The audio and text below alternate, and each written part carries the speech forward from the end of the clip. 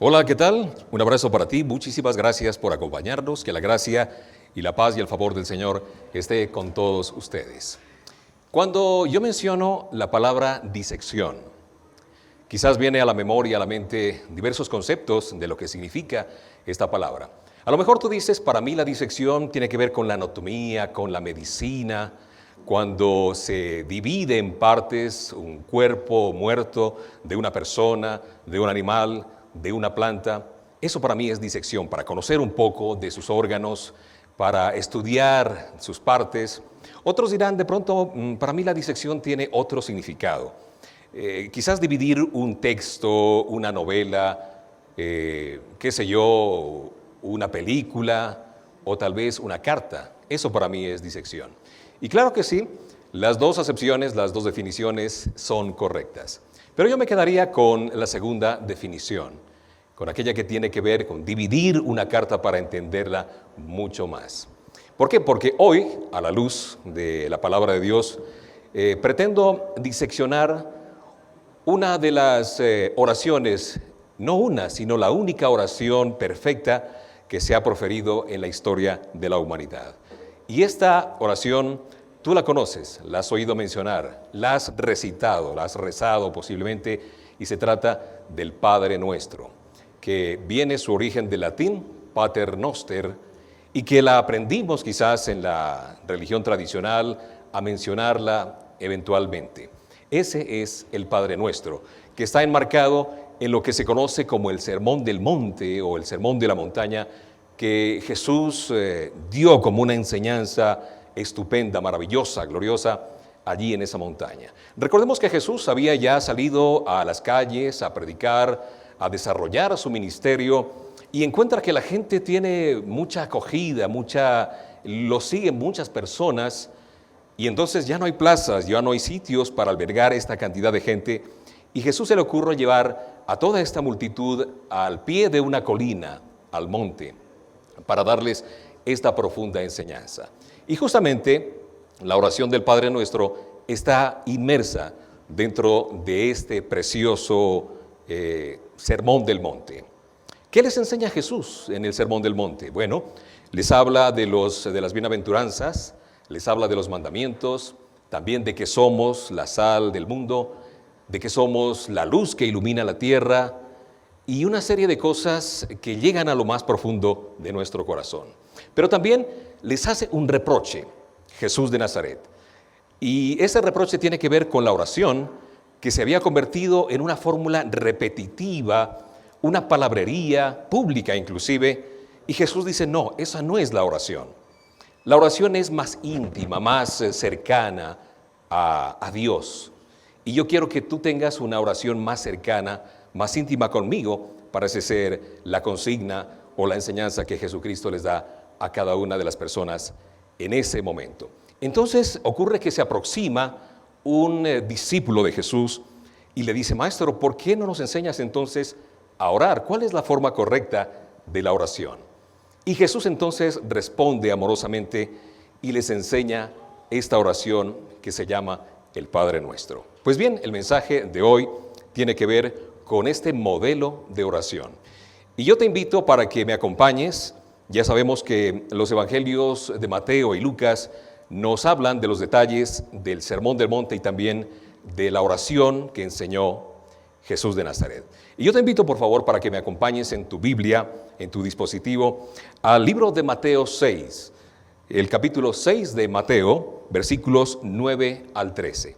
Y vamos a escuchar, y vamos a ir haciendo una disección, si se quiere, de cada una de las partes de esta preciosa carta, diría yo, una carta que es escrita aquí en la tierra, dirigida al cielo. ¿De acuerdo? Entonces, si ya tienes este episodio, este capítulo 6 del libro de Mateo, vamos a leer del 9 al 13 lo siguiente. Dice así la palabra del Señor.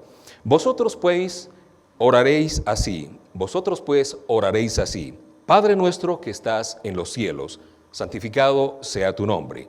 Venga tu reino, hágase tu voluntad como en el cielo, así también en la tierra. El pan nuestro de cada día, dánoslo hoy. Y perdona nuestras deudas, como también nosotros perdonamos a nuestros deudores. Y el versículo 13 dice, y no nos metas en tentación, mas líbranos del mal, porque tuyo es el reino, el poder y la gloria, por los siglos de los siglos. Amén. Lo primero que veo aquí, lo primero que resalto aquí en el versículo 9, es que Jesús les enseña, y es muy preciso, muy claro al decir, oraréis de esta manera. No les está diciendo, repetiréis estas palabras al pie de la letra, no, absolutamente no. Les está ofreciendo un modelo de oración. Así como el maestro pintor, el maestro escultor, enseña a sus alumnos cuál es la manera de hacer un boceto, cómo clasificar la anatomía de un cuerpo, así Jesús está direccionando a los discípulos para que hagan algo similar, mas no les está diciendo que lo repiten. Por eso yo he mencionado ya que uno de los reproches que hace Jesús es esa repetición vana que se había vuelto prácticamente el pan de cada día entre las élites religiosas y entre el público en general. De modo que Él quiere hablar con el Padre. Por eso dice, aquí estoy enseñándoles cómo pueden comunicarse con nuestro Padre. Y quienes pertenecemos, quizás, haciendo un paréntesis, a esas generaciones que tuvimos el privilegio de escribir las cartas de puño y letra. No sé si tú recuerdas, había las famosas cartas donde venían con unas hojas que estaban diseñadas, unas líneas, y uno se pulía allí para tener buena caligrafía, buena ortografía para escribir una carta. Y no solo eso, venían con una especie de sobre, como el que tengo aquí, haciendo historia patria, dicen algunos. Un sobre como este que tengo aquí, que tenía una cenefa a su alrededor con una tipografía en celeste y rojo o azul y rojo. Y nosotros veíamos allí que tenía un lugar para la estampilla, otro rincón que decía airmail o correo aéreo. Y eso era parte de las cartas. Pero no solo eso, no solo la forma, sino que se enseñaba en las escuelas, nos enseñaron en las escuelas a hacer las cartas. ¿Y por qué estoy hablando de esto? Porque, como te he dicho, para mí el Padre Nuestro es una carta, y ya verás por qué. Ahora bien, recordemos un poco. ¿Cuáles eran los elementos de una carta? En primer lugar, tenía en la parte de arriba la fecha, naturalmente. Luego venía el nombre de la persona al que escribíamos, o al signatario o al destinatario de esta carta. Luego estaba el lugar donde se encontraba, la dirección. Luego venía un corto saludo que generalmente era repetitivo y decía, después de este corto saludo, paso a contarte lo siguiente. Ese por lo menos era el que yo recordaba. Luego venía una parte sustancial, el contenido de la carta como tal. Finalmente había una especie de despedida, ¿sí? Y finalmente el sello de esta carta. Esos eran los componentes de una carta de aquel entonces. Y eso para información también de las nuevas generaciones. ¿Por qué digo que el Padre Nuestro es una carta? Veamos. Tiene una fecha. Esa fecha es hoy, ¿sí? Tiene un destinatario, que es el Padre Nuestro, ¿sí? Nuestro Padre eterno, Dios. Tiene también una dirección, el cielo. Luego tiene un saludo y un contenido. Además, esta carta tiene 6 peticiones. Luego viene una parte final, porque tuyo es el reino, el poder y la gloria, que sería la despedida de esta carta, y un sello puesto allí que es el sonoro amén. Todo esto constituye esta carta amorosa que va escrita, repito, desde aquí hasta el cielo. Por eso este mensaje se llama una carta amorosa dirigida de la tierra al cielo. Pero vamos diseccionando entonces. Primero dice Padre Nuestro. ¿Por qué dice Padre Nuestro? Bueno, sencillamente porque cuando recibimos tú y yo a Jesucristo en nuestro corazón, lo recibimos e inmediatamente nos constituimos en sus hijos, en los hijos del Padre Eterno, en los hijos de Dios. Y como hijos, naturalmente, coherederos de esa gloriosa herencia con Jesucristo nuestro Señor.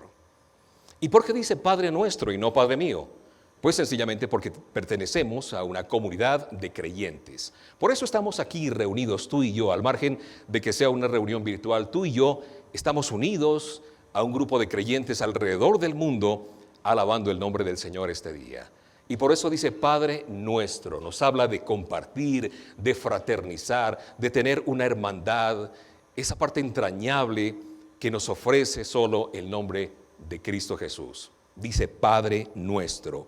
Y nos obliga a ti y a mí a tener esas relaciones de fraternidad, de hermandad, con el nombre del Padre por encima de todos nosotros. Y Jesús mismo lo llama Padre. Recuerda tantos capítulos, tantos episodios donde Jesús le dice Padre, incluso le dice Abba Padre, que en términos más modernos quiere decir papito, así cariñoso. De esta manera se relaciona Cristo Jesús con su Padre. Y de esa manera es que Él quiere que nos relacionemos tú y yo. Probablemente hayamos cometido errores, como todos, y tenemos que retornar, que regresar al Padre. Y volvemos como el hijo pródigo, cuando tiene ese momento, ese insight que llaman los psicólogos, o ese momento de reflexión, de volver a sí mismo y dice, no, en la casa de mi padre tenía todo, voy a regresar a la casa de mi padre. Y en la casa del Padre lo recibe con un abrazo entrañable. Ese es nuestro Padre. Y yo te pregunto aquí, ¿has vivido esa fraternidad? ¿Consideras a tu familia, a tu esposa, a tus hijos como parte de esa fraternidad? ¿Los tratas como hijos de Dios, como hermanos? ¿Estás generando ese amor que Él nos está pidiendo al inicio de esta oración? Bueno, lo dejo a tu conciencia, lo dejo a tu corazón. Luego del Padre Nuestro viene otra parte que dice que estás en el cielo o que estás en los cielos. Y tú dices, bueno, Dios es omnisciente, omnipresente y omnipotente, es decir, que está en todas partes. Y así es. El cielo no lo puede contener, no puede contener su gloria, dice la misma palabra de Dios. Sin embargo, es allí, en el cielo, donde Él manifiesta su gloria, donde tiene su trono de gracia. Y por eso nosotros suplicamos y vemos al cielo, no a la tierra, no a nuestro alrededor, sino que la invitación es para que tú y yo miremos al cielo. Por eso dice, Padre nuestro, que estás en los cielos. Y mira lo que dice Mateo 6:33. Buscad primero el reino de Dios y su justicia, y todas estas cosas os serán añadidas. Nos está invitando entonces, en medio de esta situación que estamos viviendo, la pandemia del COVID-19 y las graves consecuencias que esto ha traído, nos está diciendo no mires a la tierra, no mires a tu alrededor, mira al cielo. Allí es donde está tu respuesta. ¿Vivo con el corazón en el cielo o más bien estoy mirando las cosas de la tierra? ¿Cómo resolver las circunstancias que estoy viviendo, que son difíciles? Pues mira al cielo. Eso es lo que nos está diciendo esta oración. Santiago 1:17 dice la palabra de Dios, toda buena dádiva, todo don perfecto proviene de lo alto, del Padre de las luces, en el cual no hay mudanza ni sombra de variación. Eso dice la palabra de Dios. De modo que todo viene de arriba, todo viene de nuestro Padre eterno. Hasta aquí el saludo de esta carta amorosa. Ahora vamos a hacer una disección del contenido. Y ya te adelantaba, te decía que el contenido tiene peticiones muy puntuales. Pero esta carta es muy precisa. Tiene peticiones, 3 peticiones dirigidas a Dios, a su gloria, a su honra, a su honor. Pero también tiene 3 peticiones que están direccionadas a nuestras necesidades. Esta carta es completa. Vamos entonces. Dice, santificado sea tu nombre. ¿Qué quiere decir esto de santificado sea tu nombre? Dar la gloria a Dios a través de mi pensamiento, a través de mis acciones, a través de mi trabajo, a través de mis relaciones interpersonales. Yo estoy santificando el nombre de Dios a través de todo lo que hago cotidianamente. Eso es un desafío, eso es algo que todo el tiempo lo estamos haciendo. Como quiera que el fin último de la creación, queridos hermanos, es darle la gloria y la honra a nuestro Padre eterno. Que Dios sea glorificado, dice la palabra de Dios aquí en Isaías 43:7. Isaías 43:7. Dice lo siguiente, y todos los llamados de mi nombre, para la gloria mía, han sido creados. Los formé y los hice. En otras palabras, Dios nos hizo para darle la gloria y la honra solo a Él. Algo para pensar. ¿Cómo está mi vida? ¿Estoy santificando en realidad el nombre del Señor? Las cosas que hago, que son como un reflejo, un espejo, que las demás personas están viendo, ¿refleja la santidad de Dios? ¿Con mi vida animo a otros para que hagan lo mismo? Bueno, esa es otra inquietud que nos deja otro desafío, esta hermosa oración del Padre Nuestro de la que estamos hablando el día de hoy. Sigamos cortando, sigamos diseccionando. Luego dice, venga a nosotros tu reino. ¿Esto qué quiere decir? Bueno, esta es la doctrina que Jesucristo hizo en todo su ministerio, en sus años de ministerio. Cuando nosotros decimos, venga tu reino, es que nosotros anhelamos que las cosas del cielo estén aquí sobre la tierra. Y probablemente tú pienses que esto tiene que ver con la segunda venida de Dios. Sin embargo, yo pienso y considero que está hablando de un Dios real, hoy y aquí, en este pleno siglo XXI, en medio de esta crisis sanitaria mundial. Tenemos que establecer el reino y las cosas de Dios sobre esta tierra. Y esto no es otra cosa, querido hermano y hermana que me escuchas y me ves, sino evangelizar, llevar la palabra de Dios. ¿Cómo se establece el reino de Dios si no es a través de la evangelización, de contarles a los demás que hay buenas noticias, que esto no termina aquí, que tenemos la posibilidad de salir adelante, que podemos fortalecernos en medio de esta situación que estamos viviendo, que para muchos ha significado la muerte o el acabose? No, para nosotros significa que el reino de Dios quiere establecerse aquí. Escucha lo que dice Mateo 4:17. Desde entonces comenzó Jesús a predicar y a decir, arrepentíos, porque el reino de los cielos se ha acercado.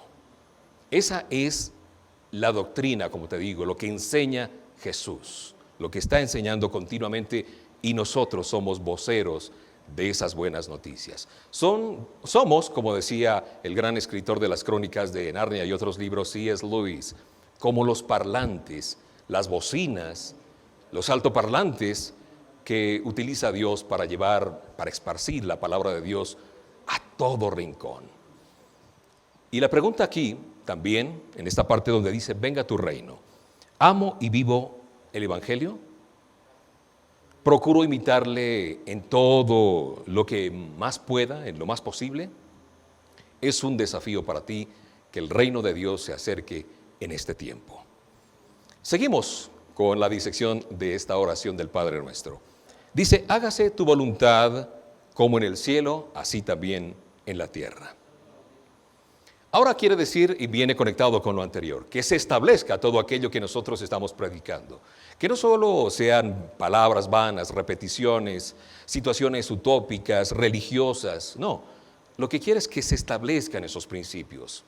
Eso de ser solidario con el otro, de amarlo sin ningún tipo de interés, de ver por sus necesidades.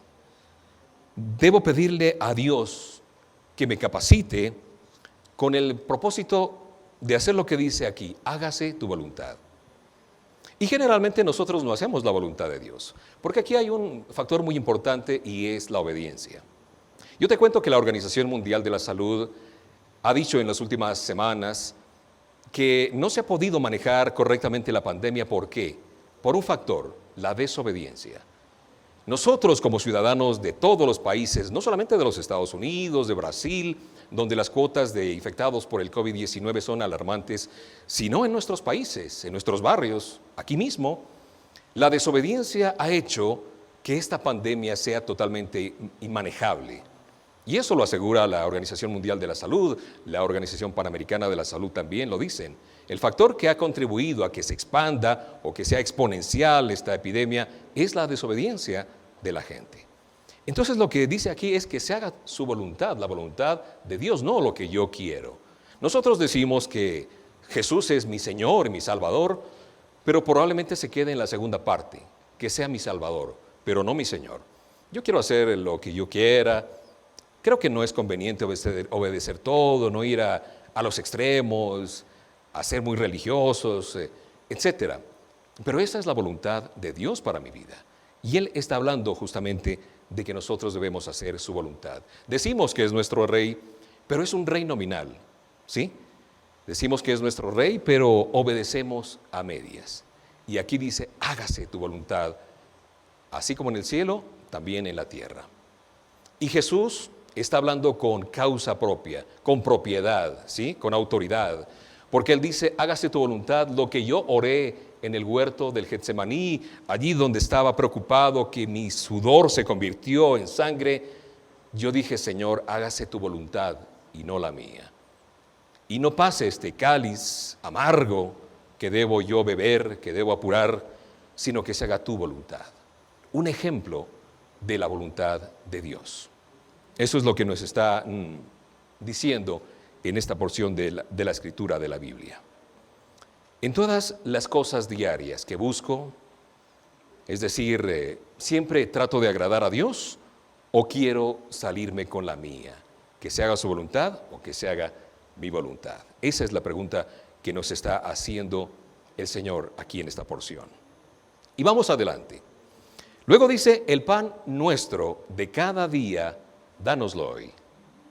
Esta porción es preciosa, porque nos habla de las necesidades puntuales.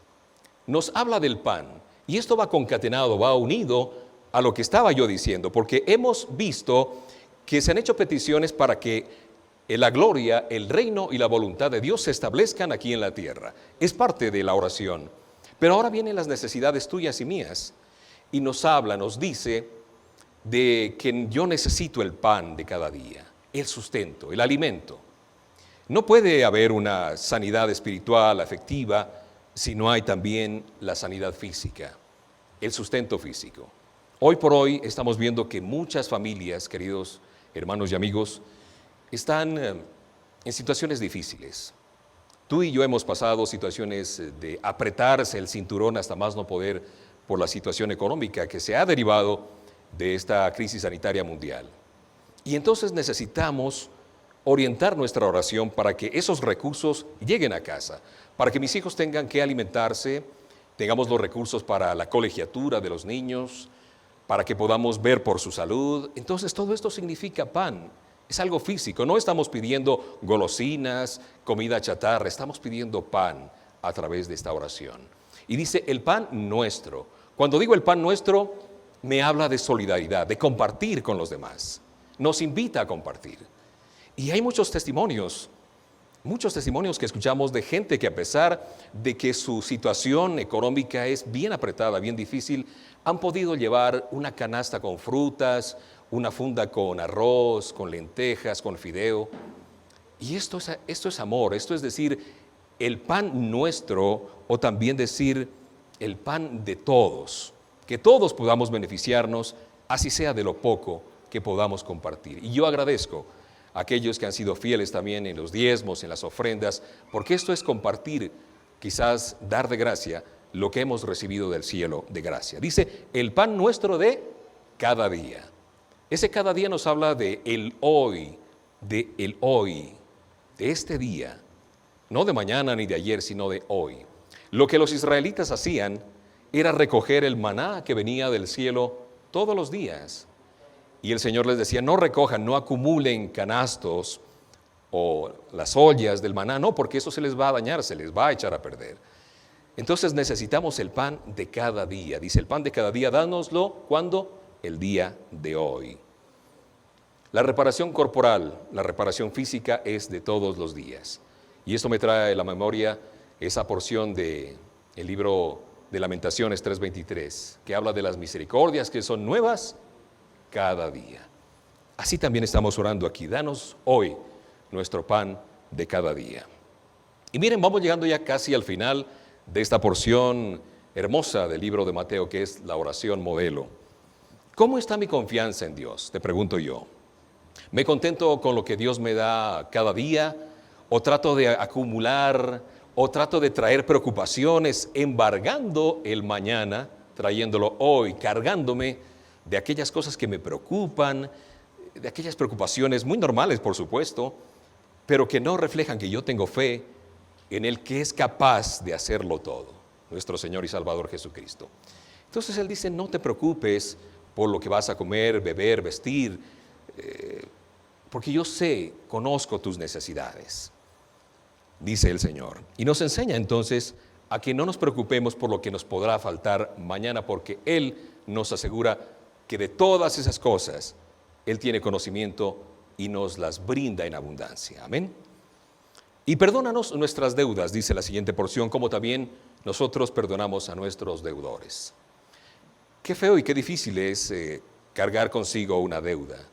Y no solamente estoy hablando de las deudas económicas, del banco, de lo que estamos debiendo, el crédito hipotecario.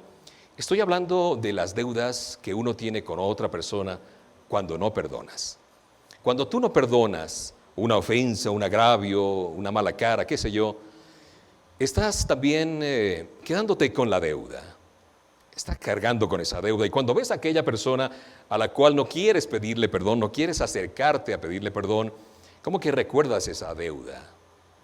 Y bueno, hay otra porción de la Escritura, en la palabra de Dios, que dice, si tú me traes una ofrenda y tienes algo contra tu hermano o tienes algo pendiente, pues deja tu ofrenda aquí, ve, reconcíliate con tu hermano y después sí vuelve y entrégame la ofrenda.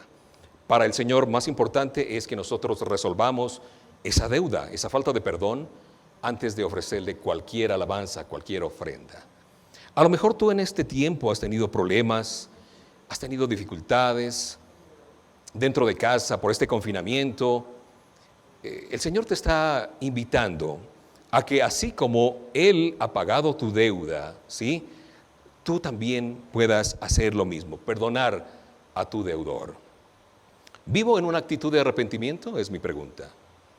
¿Soy fácil de perdonar? ¿Soy una persona que está dispuesta a acercarse a la otra y decirle perdón al margen de que me perdone o no? Yo me descargo de eso que llevo y me alegro de que así suceda.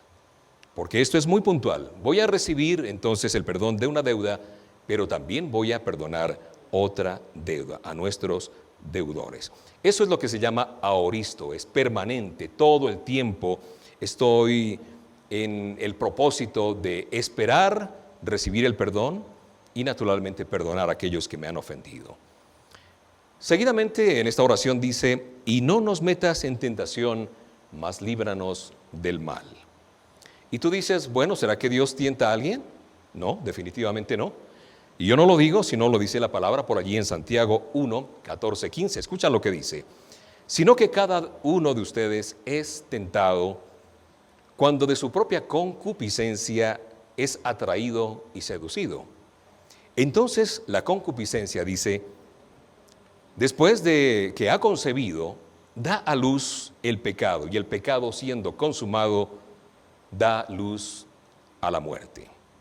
Bueno, esto es bastante fuerte lo que dice aquí, que no es otra cosa que decir que el pecado no se forma allí en ese momento, que nace espontáneamente, o esa expresión típica y clásica de mucha gente dice, el diablo me obligó, el diablo me llevó hasta allí. No, eso ya ha venido cocinándose, si se me permite la expresión, dentro de tu mente, ¿sí? Has dado lugar a esos pensamientos pecaminosos, a la amargura, a la ira, todo aquello. En otras palabras, eso lo que quiere decir aquí esta oración es, no nos sometas a duras pruebas, sino líbranos del maligno. Pongo yo, te pregunto a ti, ¿pones tú tus sentidos en las cosas de Dios o estás flirteando con el pecado en medio de la cuerda floja, cierto? ¿Estás cerrando tus oídos, tus ojos, tus labios al pecado? ¿Estás amarrándote la lengua para no decir esa mentirilla, esa ofensa, ese agravio, esa calumnia? ¿Cuál es mi actitud frente a esta porción de la oración? Es muy delicado y es muy sutil. Después de orar por todo esto que nos ha enseñado el Señor, ya vamos calibrando entonces la porción profunda que tiene esta oración. No es una oración para ser repetida en lo absoluto, es una oración para ser diseccionada y sobre todo que aquellas cosas que hemos diseccionado el día de hoy no nos sirvan para ponerlas por ahí, atomizarlas, no, sino para ponerlas en práctica. Y mira lo que dice aquí. Después de orar para ser librados de la culpa del pecado, oramos para que Dios nos libre de volver a recaer al peligro. Vamos a mantener nuestro distanciamiento social, un término que se acuñó en estos días de la pandemia. Vamos a mantener nuestro distanciamiento físico de todo lo que sea pecado para que se cumpla esta porción de la palabra. Y ya para ir terminando, dice, porque tuyo es el reino, el poder y la gloria por los siglos de los siglos. Amén. Esta es la despedida de esta carta, que debe ser una despedida de alabanza, de gratitud. Así como cantábamos hace un instante en la alabanza, que el Señor nos levante, que se convierta en ese Padre amoroso, eterno. Alabamos al Señor y le damos la gloria, no porque Él la necesite, y sobre todo de nosotros, sino porque Él se la merece. Hermanos amados, hoy hemos diseccionado, hemos dividido esta hermosa carta, que es escrita desde el extranjero a nuestra patria eterna o a nuestra patria celestial. Es poderosa, es profunda, es sencilla, sí, pero no por sencilla es fácil de hacer. Lo importante y lo que ahora es un desafío para ti y para mí es poner en práctica estas profundas verdades para que nuestra vida marque la diferencia de todos los demás, para que la gloria de Dios se manifieste y muchos de los que nos están mirando, de los que están vigilando nuestro accionar, digan, yo quiero tener eso que tiene esa persona. ¿Qué es lo que lo hace diferente? ¿Qué es lo que marca la diferencia entre este y aquel? Pues que el Espíritu Santo de Dios esté en mí. ¿Correrás ese riesgo de ser un cristiano revolucionario? Y cuando digo un creyente revolucionario me refiero a que si nosotros pudiéramos cumplir con la mitad de lo que dice esta poderosa oración, el mundo sería otro, sería cambiado, sería revolucionado además. ¿Te atreves tú? ¿Te atreverías? Yo te invito para que tomes en cuenta cada una de las partes de esta poderosa oración que se llama el Pater Noster, el Padre Nuestro, y la pongas en práctica. Para terminar, vamos a orar, queridos hermanos, vamos a inclinar nuestro rostro y vamos a decirle, Señor, permítenos mantener siempre nuestra mira en las cosas que vienen de lo alto. Señor, yo te pido en esta mañana, en este tiempo, que mis hermanos puedan entender, comprender que no es un compromiso que pueda quedarse en los renglones de una Biblia avejentada, que no sea parte de la memorización que hacemos de una oración repetitiva, un rezo. No es una fórmula mágica, Padre, sino una forma de caminar a tu lado, de cumplir cada uno de estos elementos de esta carta hermosa, preciosa, que tú escribiste allá en el Sermón del Monte. Gracias, Señor, porque nos llamarán bienaventurados, porque creemos en ti, porque te llamamos Padre, porque somos tus hijos, porque somos bienaventurados, porque dice tu palabra que nosotros seremos la sal y la luz del mundo. Que también nuestra simiente no mendigará pan, que será el pan nuestro de cada día el que tú nos vas a dar. Y que nosotros tendremos la facultad, la potestad de perdonar todas las deudas, así como tú nos perdonaste y nos redimiste con la sangre preciosa de tu Hijo Jesucristo en la cruz del Calvario. Señor, que se establezca el reino tuyo hoy y no mañana, el día de hoy, Padre eterno. Que esta sea la forma de cambiar la estructura, que esa nueva normalidad no significa salir a la calle en vestidos de mascarillas, de protectores, sino que salgamos con una nueva mente, una mente renovada, como personas, como familias, para que tu nombre sea glorificado. Padre, que tu reino se establezca en todos los rincones de esta tierra. En el nombre de Cristo Jesús. Amén. Muchísimas gracias, queridos amigos.